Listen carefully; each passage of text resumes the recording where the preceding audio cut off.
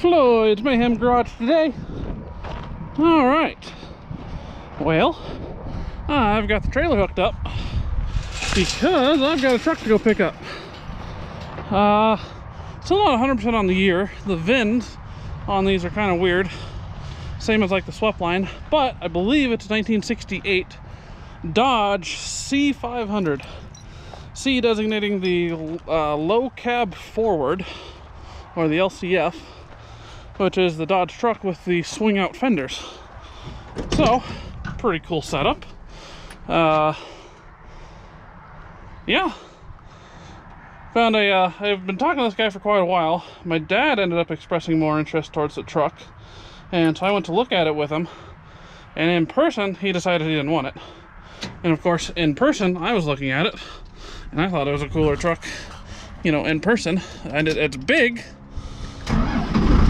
So, not entirely sure how I'm going to, well, not necessarily how, but what I'm going to do with it. It's a water tank on the back right now, and the it's just a tank. You fill it up, and it's just gravity feed off the back, so it's not like a spraying water truck or anything. But being the size of it, I've been looking up to see what parts I could find for it, and turns out I pretty much can't find anything for it. I can't even get wheel cylinders or brake shoes. And then being the 500, it's a 6-lug with split rings on it. So, and there's really no other options for wheels, it looks like.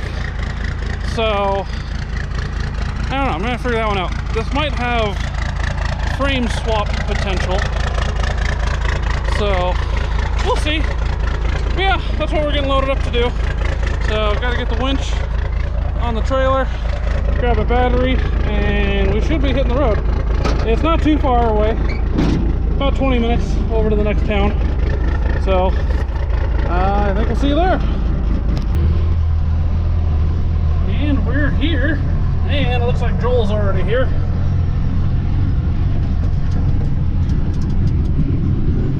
Neat old GMC here. Nice and smooth. Oh boy, there she is. Get out and take a look at her. Alright, we're loaded up and out of here. Ended up not filming anything, so I didn't want to hold Joel up for too long, so just ended up loading it up and didn't really BS or anything. So, but we're loaded up. We fit on the trailer. It is massive. And it's heavy too.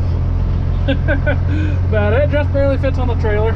I am really curious as to what this truck weighs. After getting it on the trailer and using the winch seemed like it was struggling a little bit. But this is, I think it's a pretty heavy truck. So I know it's got like the water tank on it, which isn't real heavy, but it is, you know, it's pretty big at the same time. You know, and it's empty. But yeah, so we'll get this home here. Of course I'll film it if I have any issues, but hopefully we just cruise right on home, and then I'll get some more footage and video of it once I get back to home. So we'll see you there. Well, I'm home, and I got a decent little dip here going down into my property out here, and I have a feeling this is definitely gonna drag. Hopefully I don't get stuck. Let's see. Oh yeah, there we go. Ah, we're good. No problem. And we're home. Letting the EGTs come down a little bit. So, non-intercooled truck. So that is something I gotta keep an eye on with this thing. But there she is. And if any of you are looking to buy one of these, by the way, it's heavier than it looks. That thing is obnoxiously heavy. So let's see. Oh yeah. Oh, we didn't scrape as bad as I thought we would. Dug out some pretty good sections here though. But yeah, I wasn't sure how heavy this would be. I know the tank on the back, I mean, it's got some weight to it, but it's not super thick metal, and it's not, you know, enormous. But But, you know, you measure it and stuff, and it's, oh yeah, you know, wheelbase-wise it fits, or, you know, width-wise it fits, and then wheelbase length it fits. But once you get it on here, holy crap, is this thing huge. So, yeah. You know, you get in it and you kind of stand next to it and you get an idea of how big it is, and it's pretty big, but it didn't seem like it was massive. But man, once it's on the trailer, this thing is huge. But it's pretty cool. So, and of course, cool thing with these trucks, maybe, oh, here we go, that way. Swing out fenders.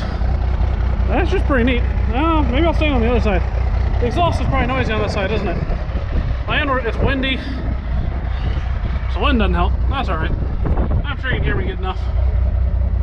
So, rat's nest in the motor. Little 2-barrel with probably the smallest air filter I think I've ever seen. So, but it does turn over. So I've already tried that. So I imagine not a whole lot of effort, I can probably get this thing to run. So cleaning it, of course, is going to be priority. Yeah, and the other thing, I gotta figure out where to put this. So, yeah, shoot, that didn't even lock open. That's pretty cool. Huh, alright. Boy, don't hit your noggin when you close that, like I almost just did. Pretty neat truck. So that's a 361 industrial. It's got a 5-speed manual transmission in these. And these are pretty cool because they are 5-speed, 5th being 1-to-1. So it's a non-overdrive, which basically just gives you more lower, you know, forward-going gears. So that's pretty neat. These are set up like a lot of old semi-trucks are, to where it just slides on it. So that's a wear point that I wonder if that ever had any sort of nylon in there or anything, or if it's always been just metal on metal. That's interesting. But yeah, this thing, I mean, it's a pretty good sized tank, but yeah, I don't know how heavy it is. Like I said, it's way heavier than I initially thought. Let's see. And I thought it was just a water tank, but I didn't realize this like bumper down here has holes in it. I figured that out when I was welding it up, and then it's got a center dump on it. And so this was actually would spray a whole area. And I think it would just do it by gravity, which is kind of neat. So pretty interesting there. I still have really no idea what I'm doing with this thing, but here it is. Say hello to my new friend.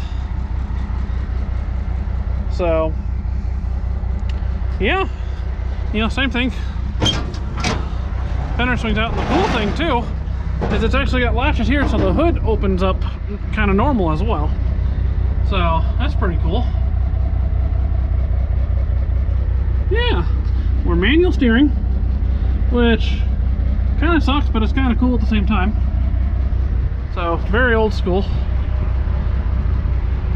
The interior on this thing is not very pleasant, I guess, if you will.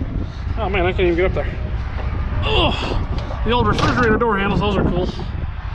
Custom door handle to let yourself out. I'm gonna fall off this thing. Oh, look, a handle. All right.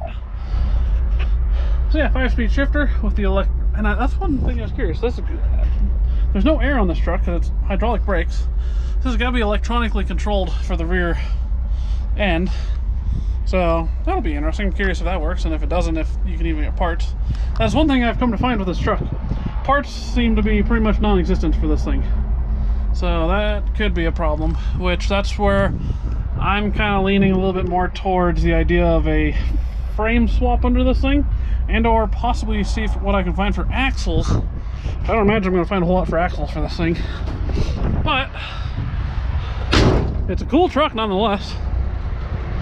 A truck I decided I couldn't live without. So windshield, I imagine, might be kind of a problem to find for one of these, but at the same time I'm not really sure. But amazing too, you look at this truck the way it originally came. The big mirrors are aftermarket. That little mirror, that's the original mirror. That's all this truck ever had. Such a big truck and had one little mirror. I don't even think it has one on the passenger side. yeah, I think turn the truck off and figure out where I need to put this thing. Well, got a couple things moved around. Got some space here behind the shop in my old junkyard, if you want to call it. So I think with this truck back here, I should have enough room still to roll it back and have room in front of the door. So I think that's the plan here. And yeah, if that doesn't work, I don't know what I'm going to do. We'll figure it out as we go.